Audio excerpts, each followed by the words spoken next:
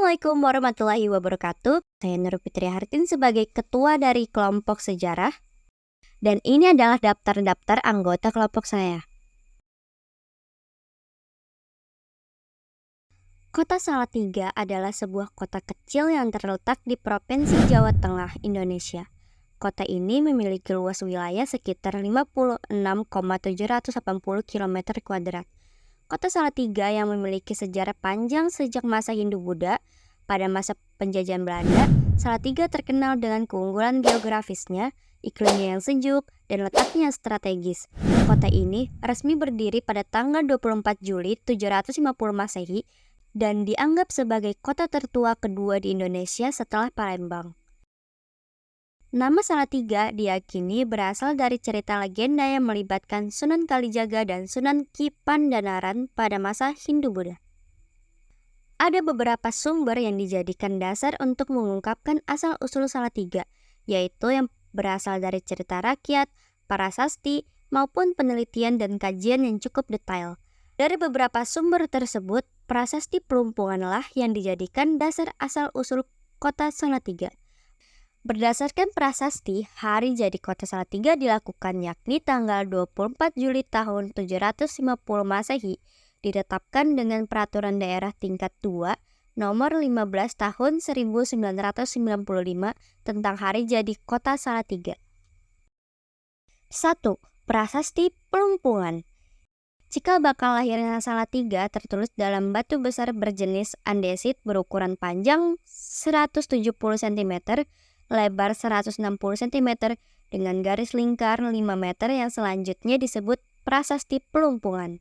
Berdasarkan prasasti yang berada di Dukuh Pelumpungan, Kelurahan Kauman Kidul, Kecamatan Siderejo, makna Salatiga sudah ada sejak tahun 750 Masehi, yang ada pada saat itu merupakan wilayah pendidikan. Sejarawan yang sekaligus ahli epigraf Dr. J.G.D. Kasparis mengalihkan tulisan tersebut secara lengkap yang selanjutnya disempurnakan oleh Prof. Dr. R.N.J. Puerbatraja. Prasasti Pelumpungan berisi ketetapan hukum tentang status tanah perdikan atau swantantra bagi suatu daerah yang ketika itu bernama Hampra yang kini bernama Salatiga. Pemberian perdikan tersebut merupakan hal yang istimewa pada masa itu oleh seorang raja. Tidak setiap daerah kekuasaan bisa dijadikan daerah perdikan. Perdikan berarti suatu daerah dalam kerajaan tertentu yang dibebaskan dari segala kewajiban pembayaran pajak atau upeti karena memiliki kekhususan tertentu. Dasar pemberian daerah perdikan itu diberikan kepada desa atau daerah yang benar-benar berjasa kepada seorang raja. Prasasti yang diperkirakan dibuat pada Jumat 24 Juli tahun 750 Masehi itu ditulis oleh seorang Citraleka yang sekarang dikenal dengan sebutan penulis atau pujangga, dibantu oleh sejumlah pendeta atau resi yang ditulis dalam bahasa Jawa kuno. Sri Astu Swasti Prajabyah, yang berarti semoga bahagia, selamatlah rakyat sekalian. Sejarawan memperkirakan bahwa masyarakat Hampra telah berjasa kepada Raja Banu yang merupakan seorang raja besar dan sangat memperhatikan rakyatnya, yang memiliki daerah kekuasaan meliputi sekitar Salatiga, Kabupaten Semarang, Ambarawa, dan Kabupaten Boyolali. Penetapan di dalam prasasti itu merupakan titik tolak berdirinya daerah Hampra secara resmi sebagai daerah perdikan dan dicatat dalam Prasasti Pelumpungan. Atas dasar catatan prasasti itulah dan dikuatkan dengan Perda nomor 15 tahun 1955, maka ditetapkan hari Kota Salatiga jatuh pada tanggal 24 Juli.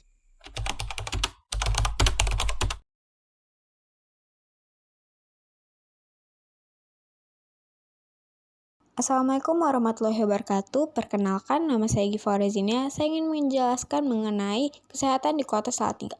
Pusat Kesehatan Masyarakat atau sering dikenal dengan Puskesmas di Kota Salatiga sebanyak 6 buah. 5 diantaranya adalah Puskesmas non-rawat inap dan 1 diantaranya adalah Puskesmas rawat inap.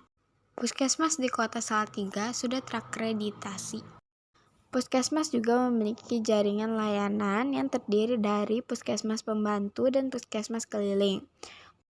Pustus, Puskesmas Pembantu, di Salatiga tahun 2021 terdapat 22 buah, sedangkan Puskesmas Keliling terdapat 6 buah.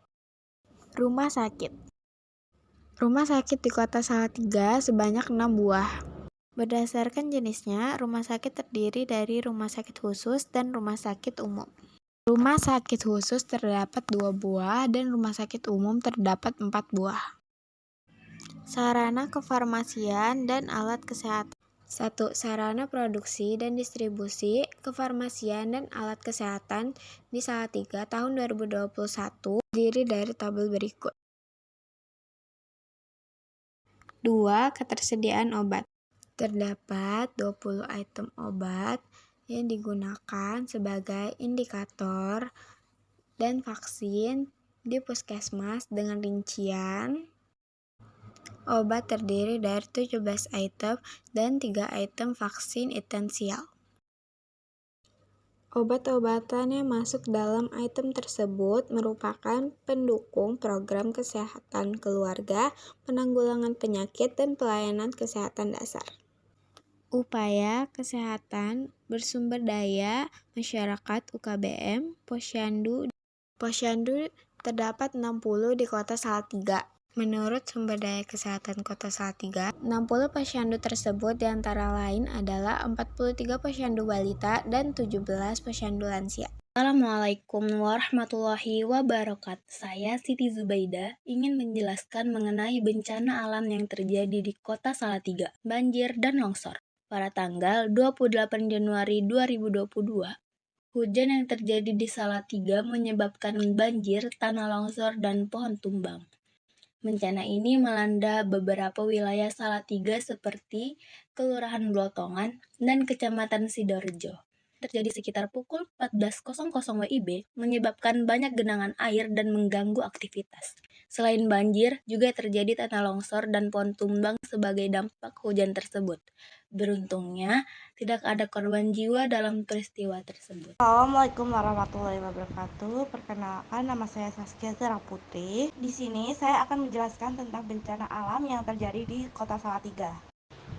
Puluhan rumah di 2 dusun Kota Salatiga, Jawa Tengah rusak parah akibat angin puting beliung dan hujan deras pada hari Kamis 8 Desember 2016 sore. Kepala Subbagian Humas Ajun Komisaris Polisi Inyoman Suasma mengatakan hujan deras disertai angin kencang terjadi sekitar pukul 15 waktu Indonesia Barat. Angin merusak gedung dan rumah di Dusun Soka dan Blotongan, Kecamatan Sidorejo. Tidak ada korban jiwa dalam bencana alam tersebut. Tanggap Bencana Kota Salatiga melakukan asesmen terkait kebakaran rumah. Lokasi kebakaran rumah berada di daerah Modangan, RT 003, RW 015, Kelurahan Blotongan, Kecamatan Sidorejo, Salatiga. Kebakaran tersebut terjadi pada hari Rabu 2 Agustus 2023 dan mengakibatkan kerusakan pada kursi, pintu, jendela, dan sebagian atap rumah milik Bapak Abdullah Maskur. Penyebab kebakaran ini diketahui berasal dari puntung rokok yang tidak sengaja mengenai kain kursi. Dampak kebakaran tersebut menyisakan keterpurukan bagi para korban yang saat ini membutuhkan bantuan logistik serta rehab rumah guna memulihkan kehidupan mereka. Warahmatullahi wabarakatuh. Perkenalkan, nama saya Kavia. Di sini saya akan menjelaskan tentang sejarah bangunan yang ada di Salatiga. Rumah Dinas Wali Kota Salatiga adalah bangunan yang terinventarisasi untuk ditetapkan sebagai cagar budaya yang terletak di Jalan Diponegoro nomor 1, Kelurahan Salatiga, Kecamatan Sidorejo, Kota Salatiga, dan Provinsi Jawa Barat. Berikut video sejarah bangunan Dinas Wali Kota Salatiga.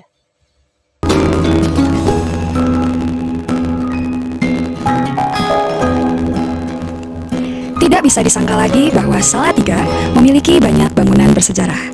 Salah satunya adalah rumah dinas wali kota. Gedung ini dibangun sekitar pertengahan abad ke-19 dan sampai sekarang masih berdiri kokoh. Arsitektur gedung ini sangat cantik. Ada kombinasi antara gaya Eropa dan tradisional. sehingga dikenal dengan sebutan arsitektur Indo-Eropa. Arsitektur Eropa tampak dari dinding, jendela, pintu, serta lantainya yang terbuat dari marmer. Sedangkan ciri tradisional tampak dari bangunan pendopo dengan model kunjungan yang ditopang dengan tiang-tiang besi. Gedung ini menyimpan banyak cerita, karena beberapa orang terkenal pernah menghabiskan waktu di gedung ini atau punya kenangan di sini. Pada zaman Belanda dulu, Ketua Majelis Indiskar pernah tinggal di sini. Indiskar adalah gereja tertua di Salatiga yang dibangun pada tahun 1823. Warga Salatiga sekarang mengenalnya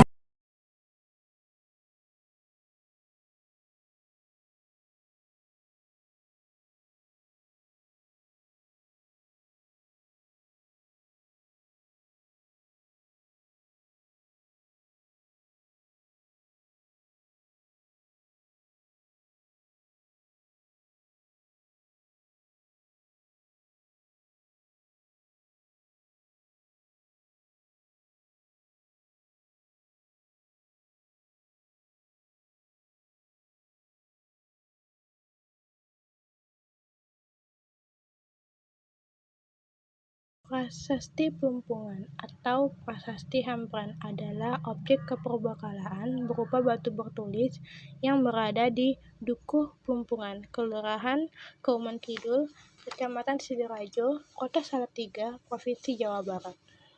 Berikut video sejarah Prasasti Plumpungan. Ada beberapa sumber yang dijadikan dasar untuk mengungkapkan asal-usul Salatiga, yaitu yang berasal dari cerita rakyat, prasasti, maupun penelitian dan kajian yang cukup detail. Dari beberapa sumber tersebut, Prasasti Plumpunganlah yang dijadikan dasar asal-usul kota Salatiga.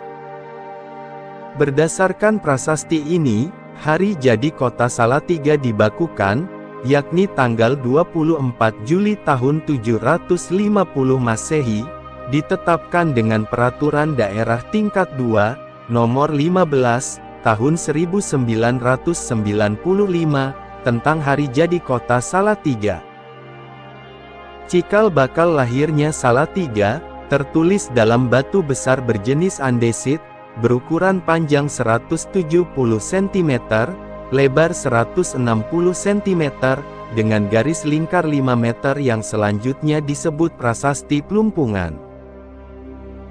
Berdasarkan prasasti yang berada di Dukuh Plumpungan, Kelurahan Kauman Kidul, Kecamatan Sidoarjo itu, maka Salatiga sudah ada sejak tahun 750 Masehi, yang ada pada saat itu merupakan wilayah perdikan.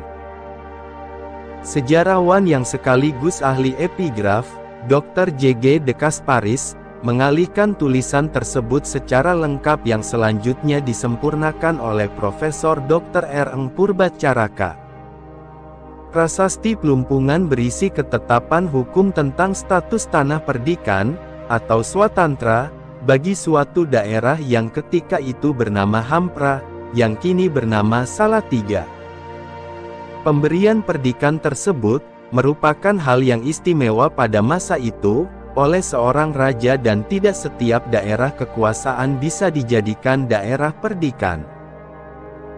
Perdikan berarti suatu daerah dalam kerajaan tertentu, yang dibebaskan dari segala kewajiban pembayaran pajak, atau upeti, karena memiliki kekhususan tertentu. Dasar pemberian daerah perdikan itu, diberikan kepada desa atau daerah yang benar-benar berjasa kepada seorang raja.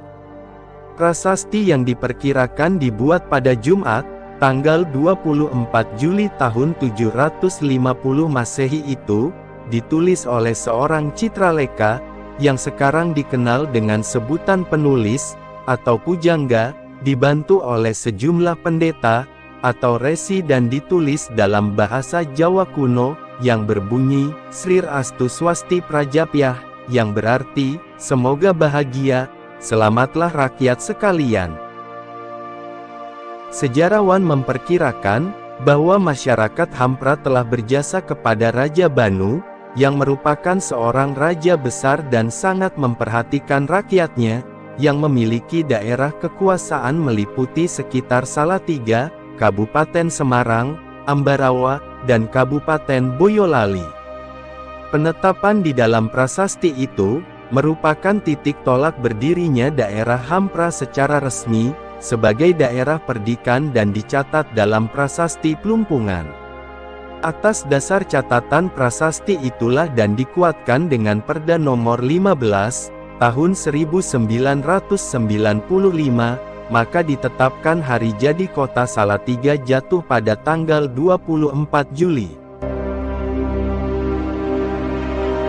Assalamualaikum warahmatullahi wabarakatuh. Perkenalkan, nama saya Maisyara. Di sini saya akan menceritakan bangunan bersejarah yang ada di Kota Salatiga.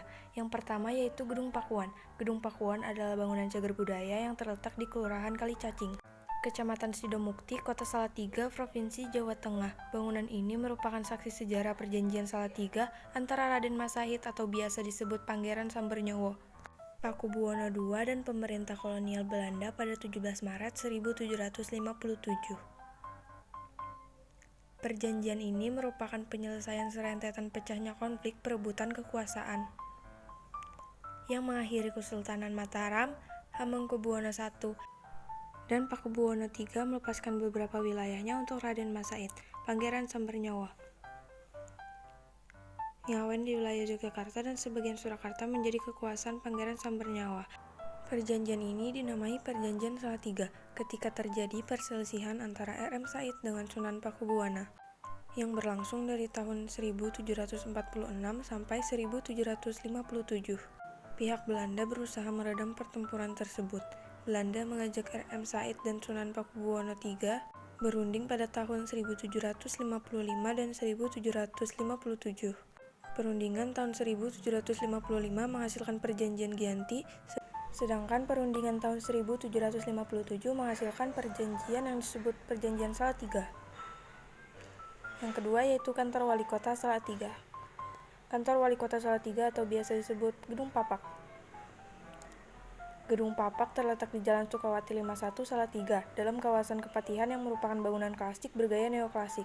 Dibangun sekitar 1850, gedung tersebut sebenarnya dipersiapkan untuk tempat tinggal Ratu Juliana ketika berkunjung ke negeri jajahannya. Nama Papak muncul karena bentuk bangunannya yang rata. Pada masa penjajahan Belanda, gedung ini dijadikan markas tentara Republik Indonesia di bawah pimpinan GPH Djati-Kusumo. Namun, setelah kemerdekaan Indonesia, pemerintah Kota Salatiga memutuskan untuk membeli gedung tersebut. Ternyata bangunan ini memiliki jejak sejarah yang kaya dan menunjukkan warisan peninggalan Belanda di kota ini.